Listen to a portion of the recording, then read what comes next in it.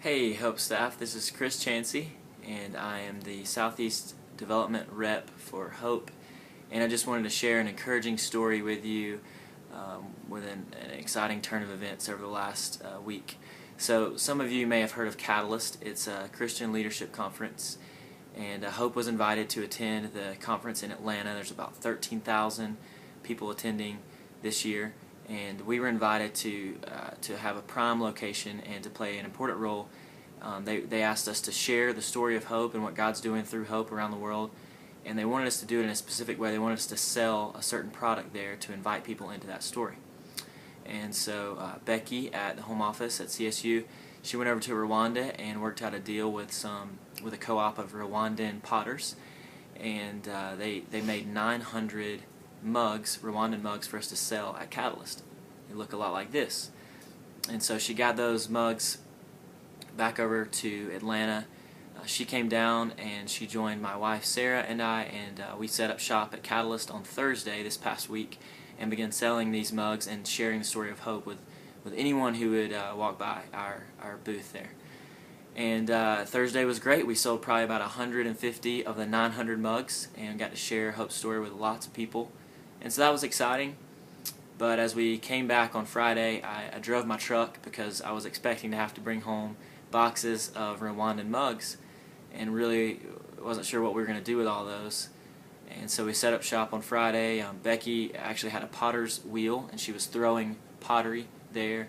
I was trying to share the story and invite people into the story of hope through these Rwandan mugs, and Sarah was doing a lot of the transactions. And got a few sold on Friday morning, and then we closed down everything for just a minute, ran over to the main event center, and we wanted to see the Hope video that they were going to show to all the attendees. And so they told the story of these Rwandan potters through Hope, and it was only about a minute long, but at the end of that video, the crowd there, there was just this explosion of excitement over these entrepreneurs and the product that they were making, and you could just feel the energy in the room. And so Sarah and Becky and I sprinted back to our tent, and we were met there with hordes, nay, throngs of people, literally hundreds of people who were just falling over each other to get their hands on one of these Rwandan mugs, and it was exciting. And we were selling these things as fast as we could and telling the Hope story, and just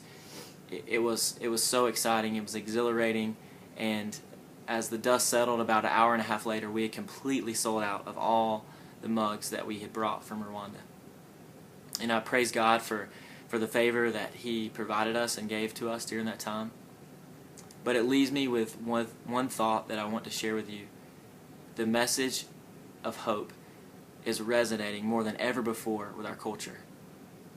More than ever before, people get it and they understand it. It only took one video, 1 minute, and 13,000 people in an arena understood. They latched on to the idea that we can invest in the dreams of the poor, and then in doing so, this is the most effective way to help people out of poverty, and they were willing to support it. And so it's an exciting time to be a part of Hope. It's an exciting time to work for Hope, and I just want to thank you for the role that each and every one of you play in this process of connecting these eager investors with God-given resources to dignified entrepreneurs with God-given abilities. Thank you, and hopefully you're encouraged by this story. Continue to keep up the great work.